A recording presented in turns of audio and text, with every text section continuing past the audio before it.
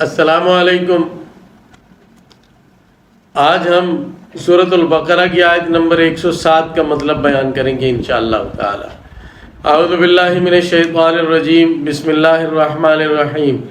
الم تعلم ان اللہ لہ ملک السماوات والارض۔ اس سے پچھلی آیت میں نسخ کی حقیقت بیان کی گئی تھی کہ اللہ تعالیٰ جو حکم منسوخ کرتے ہیں تو اس جیسا یا اس سے بہتر حکم لے آتے ہیں۔ اس آیت میں فرمایا کہ اے مخاطب، کیا تو نہیں جانتا کہ اللہ ہی کا راج ہے آسمانوں اور زمین میں، یعنی حکم اسی کا چلتا ہے، تو وہ جو حکم جس وقت کے لیے تجویز کریں اس وقت تک کے لیے وہی حکم ہے، جب بدل دیں تو راج ان کا ہے، حکم بھی انہی کا مانا جائے گا۔ وَمَا لَكُم مِّن دُونِ اللَّهِ مِن وَلِيٍّ وَلَا نَصِيرٍ، اور تمہارا اللہ کے سوا کوئی یار اور کوئی مددگار نہیں۔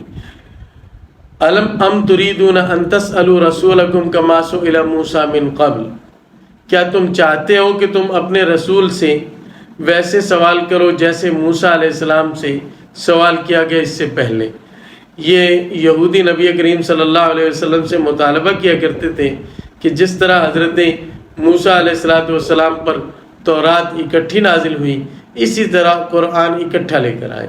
قرآن چونکہ تھوڑا تھوڑا کر کے نازل ہوا ہے 23 سال کے عرصے میں اللہ تعالیٰ کی حکمت کے مطابق، اور تورات اکٹھی نازل ہوئی تھی ساری کی ساری اللہ تعالیٰ کی حکمت کے مطابق، تو یہ اصل میں تو ماننا نہیں چاہتے تھے، بس اس طرح کے اعتراض کرتے رہتے۔ کبھی کہتے جی قرآن چونکہ جبریل لے کر آتے ہیں وہ ہمیں پسند نہیں، اگر میکائیل لے کر آتے تو ہم مان لیتے، کبھی کیا کہتے کبھی کیا کہتے۔ اسی سلسلے کی کڑی ہے یہ بھی کہ قرآن سارا اکٹھا کیوں نہ نازل ہو گیا، اکٹھا نازل ہو جاتا تو ہم مان لیتے۔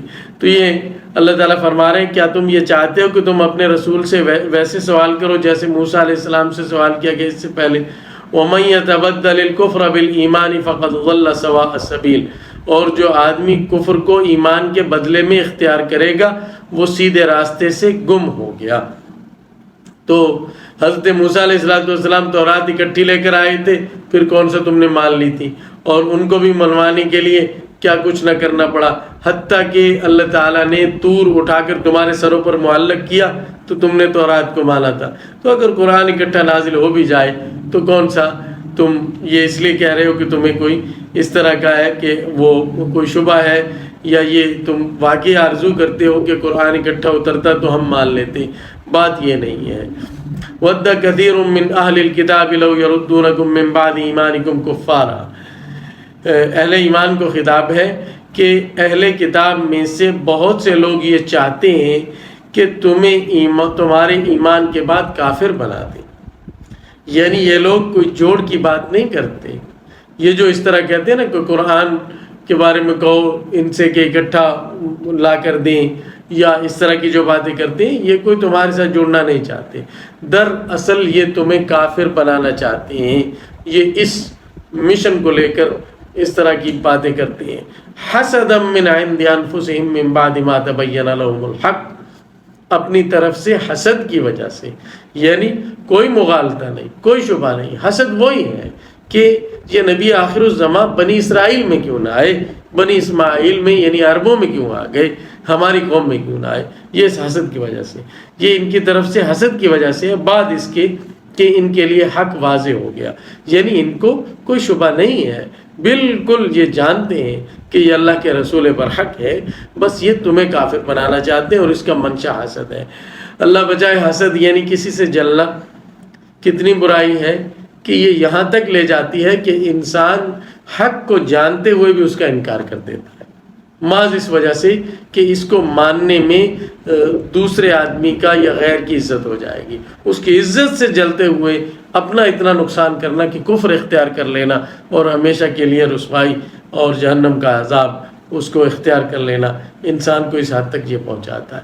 تو چھوٹی چھوٹی چیزوں پر جو حسد ہوتا ہے ہمیں اس سے بچنا چاہیے کہ یہی رفتہ رفتہ انتہا تک انسان کو لے جا سکتا ہے۔ یہ انتہائی شکل ہے حسد کی جس میں یہ مبتلا تھے بنی اسرائیل یعنی یہودی۔